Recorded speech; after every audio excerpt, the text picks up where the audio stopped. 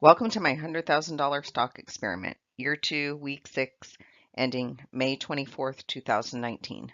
This isn't an endorsement to purchase any stocks that I bought, nor an endorsement to purchase stocks in general. I'm just sharing my stock journey. Watch me on my journey, learn from my mistakes, and celebrate my successes.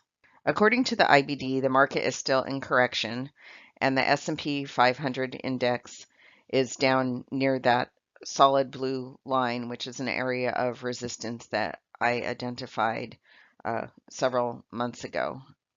At the end of March, the S&P 500 had cleared that 2817 area of resistance and stayed above it, but then it dropped back below that last week and now is hovering right at that point. So if you see it drop below that, that's not a good sign. That means the market's not behaving well, and I really want to see it above that, and then to clear those other two area of resistance that I've indicated with the dashed blue line and the dotted blue line. The volatility index is also right around 16, which is what that yellow line is, and I like to see the volatility index below that. The lower the better on this one. I did make 3 purchases and 2 sells this week. Unfortunately, 2 of the purchases were also 2 of the sells. The sold holding bar chart shows that I took losses in both of those stocks that I had purchased, and I only held each of them for the 1 week. Beyond Meat, this is an IPO stock that I purchased on May 21st, and I did get stopped out on the day that I purchased it. So I bought and sold in the same day, held it hours, and I lost 8%, $802. Brigham Minerals, I also bought and sold in the same week. I held this for 4 days, and again, I lost 8%. You can see the B is showing you the day I bought it, and the S is showing you the day that I sold it. I also wanted to show a 1-month chart for Brigham Minerals because you get a better idea at the volume. The first trading day of this IPO stock really skews the volume. So number 1, you can see I did buy it on above average volume, which is when you're supposed to purchase it, but then it triggered my sell rule 4 days later. Down 8%, $830. Here's my current holding bar chart. Each bar represents 1 week.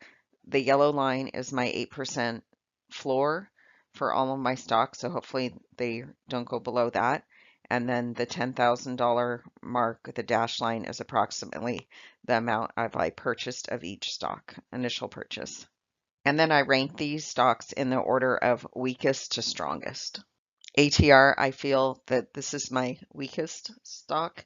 It's basically been flat since the beginning of May, and I did leave my floor at last week's 28-day exponential moving average, which is really only pennies difference from what it would be this week.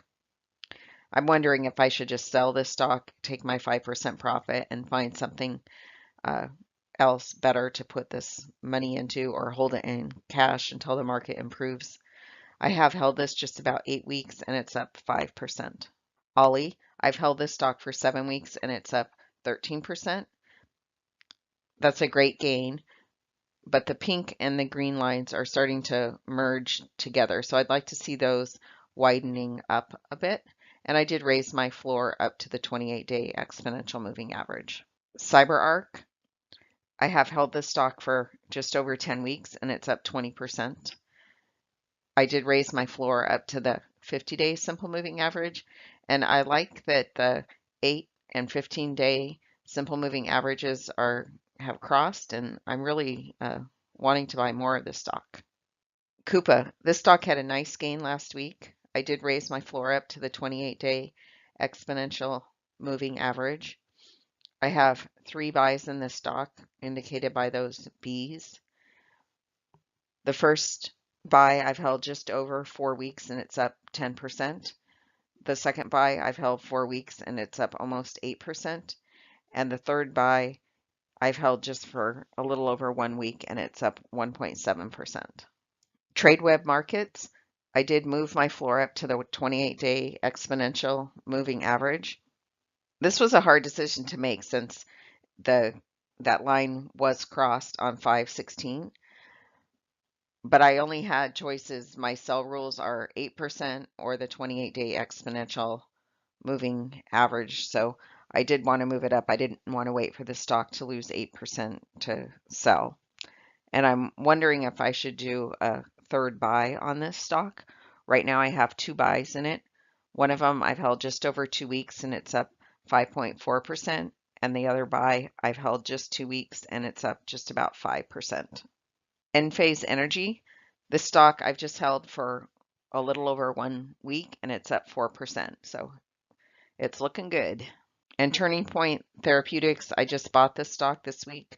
I've held it for 4 days and it's up 10%. My floor is at that 8% loss mark. This is the 1 month chart for Turning Point Therapeutics, which gives you a better look at the volume on the day that I bought it, which is indicated by that B. Here's my dollar gains of my buy ones sorted in the order of lowest value to the highest value. And my thought is if I take care of my losers, which I don't have any this week, then the winners will take care of themselves. And I also sort the percentage gain for the week with the losers on the top and the highest value on the bottom.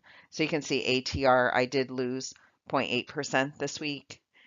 Last week it was up 0.2 and the week before it was down 0.2. So this is a stock that I said was going sideways and I was wondering if I should just take my 5% gain and call it a day. My benchmark shows that after 1 year and 6 weeks, I'm up 23.6% versus the S&P 500 up 6.4%. For 2019, the S&P is up 11.6% and my portfolio is up 9.5. So it's beating me this year, but for the time of my experiment, I'm up. At the end of the week, I have a $30,000 cash balance and I have options. I can do a couple of buy twos, I can do a couple of buy threes, I could purchase a new stock, or I could just save my money and wait for a better time or a better stock to come along. And the industry breakdown is showing that I did add medical. The down in the right hand corner is what I had last week, and the large one is what I have this week. Thanks for watching. Keep an eye out for my next episode, or better yet, subscribe to my channel. Don't forget to hit the bell if you want alerts when I post a new episode.